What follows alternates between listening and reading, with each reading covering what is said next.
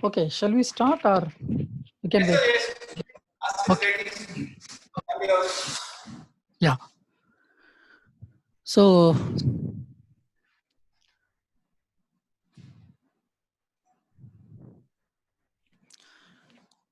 good evening to all.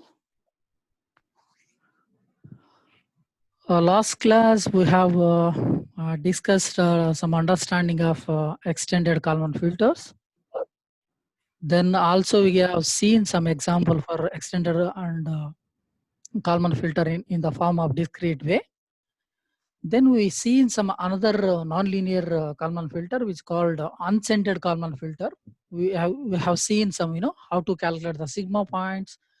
Then once you calculate the sigma points, then we can easy to predict the based on sigma points. You can easy to predict the measurement, predicted mean, and predicted state error covariance. Then we can finally we can see some Kalman gain and the output of uncentered Kalman filter equations based on the sigma points. So now and we have seen some simulation example for uncentered and extended Kalman filters. So today's lecture, I told we have discussed about the last week inertial navigation systems. So what is the inertial navigation systems? What is mean navigation? Then what type of different forms of navigation systems? Then we'll see what is the global position systems, how to locate the position in on the earth. Then what is the importance of integration of both global position system and inertial navigation systems? So they have this architecture, like the structure in loosely coupled GPS based INS navigation systems and tightly coupled navigation systems. Then finally you can see the integration of both GPS and navigation systems with Kalman filter integration. So these we can see some how to calculate the Kalman filter by using these sensors. Then finally we can see some parametric estimation, that is Bayesian filters. We will cover that. So before going to the navigation part, we'll few discussed some definitions. So first the definition is inertia. Means, so what is the meaning of inertia? So it is the property of any body which maintains the constant velocity and translation and rotational velocity. Which means, suppose if you are sitting on the vehicle or car, so if you are not applying any force, so your motion should be in the constant, right? Constant velocity. So if applying some brake or acceleration, so which means you are traveling with the motion. So that is called inertia, right? Until unless you are applying the any force to the system, so you are in a constant velocity. So if the force is disturbed by the force or torques, that is called as a inertia. So this is a Newton first law of motion equation property, right? So we'll also define some inertial reference frame. So inertial reference frame and body reference frame. So inertial reference frame is a constant, right? So which is a coordination frame, like X and Y, Z, G coordinations, in which is a follows the Newton laws of motions are valid, right? So either it should be the this inertial reference frame, it should be the rotational or acceleration case, you can consider that. Even what is the inertial sensors? Why you can take it as a gyroscope and accelerometers are inertial sensors. So the inertial sensors, mainly gyroscopes and accelerometer, which can measure the rotational rate and acceleration of the any moving object, right? So here gyroscopes measure the rotational rate. If you integrate the angular rotation, you will get the how much angle, right? So that is the measure rotational angle. Even for the accelerometer, which can measure the acceleration, right? If you integrate the 2 times, you can get the original position of the vehicles, right? So this is, we can follow the Newton laws of motions. Next, another form of inertial, what is the navigation, right? So navigation means it is a process of monitoring on one object from one place to another place. So based on some Newton laws of motion equations or something like that. So there are 5 forms of navigations. First one is the filetes. So what is that filetes means? Which can essentially relies on recognizing the landmarks, right? Based on the landmarks, how we can navigate from one place to another place, right? Then the second form of navigation, it's called dead reckoning, right?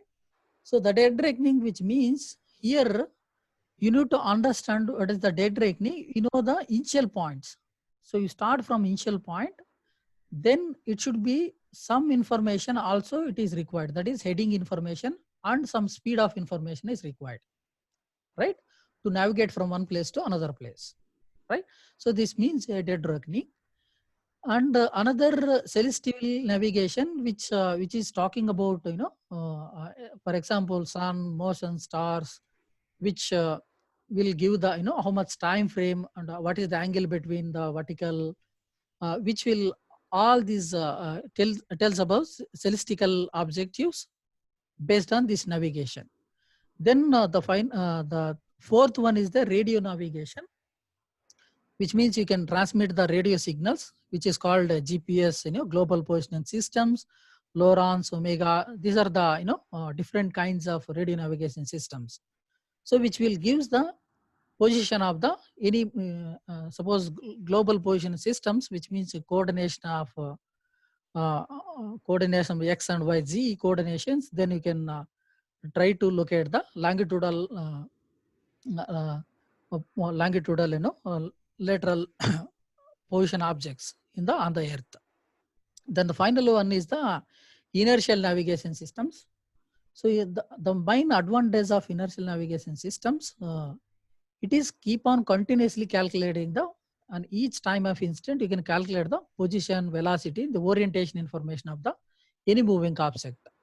So by using the gyroscope and accelerometer, you can measure this position, velocity, attitude information, which means how much orientation. Suppose if your direction in X direction, like what is the angle in between X and Y? If your Y direction is moving, so what is the angle in between Z direction? So that rotation will give the attitude. We will discuss that. So the navigation systems, which is existing in two ways, that is a gimbaled ways navigation systems, right? Inertial navigations. So in the gimbaled navigation systems, they have developed based on mechanical sensors. So the mechanical sensors have very low accuracy. So it is also the complexity. The present and the current generation of navigation systems, which is developed based on the optical gyroscopes, that is ring laser gyros and fiber optic gyros, or acceleration, even for the MEMS gyros, MEMS accelerations and MEMS gyroscopes, which will, these are the current technologies, right? To improve the accuracy, we can use in why? Because this is a low cost, one of an advantages, and it is the high accuracy. So based on these, sensors, these navigation systems have been developed, right? So here you can see that inertial navigation systems. So it mainly consists of inertial measurement units. If you see the left side figure, so inertial measurement units, which include the 3 single axis of the gyroscopes, right? If you have a vehicle, you can mount these IMUs into the system. We have 3 coordination systems, right? X and Y, Z coordination systems. So the gyroscope will give the angular acceleration, right, of the vehicle. Then acceleration is give the how much acceleration information of the vehicle. So here the navigation equations, and processing these navigation equations, you can convert all the from inertial frame to navigation frame or body frame to navigation frame. Then finally you can calculate the position and velocity of the vehicles. Then altitude information. This altitude which will gives the roll, pitch, how much yaw angle like that. So here you can see the right side figure, the performance of the inertial navigation systems versus the cost, right?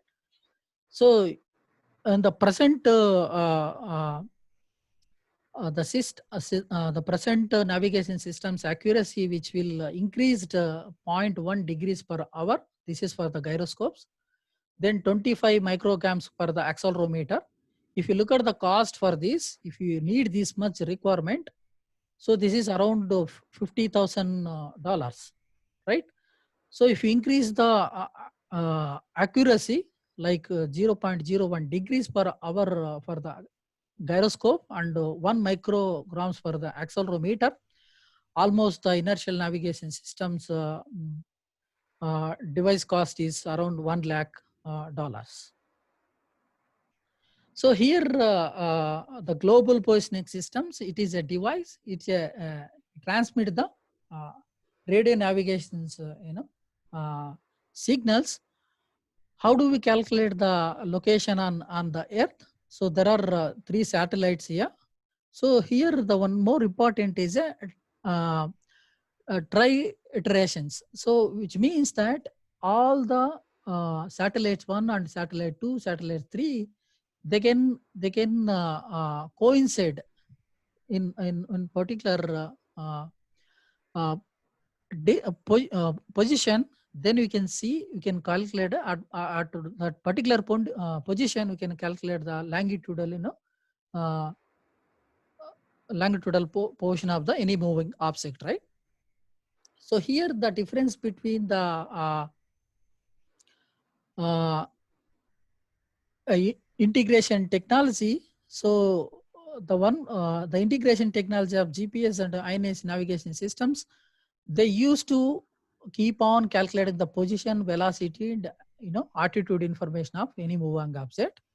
The main here the GPS drawback is if your GPS signal is in outage, which means the tunneling, high in the underground case, the GPS signal is outage, right?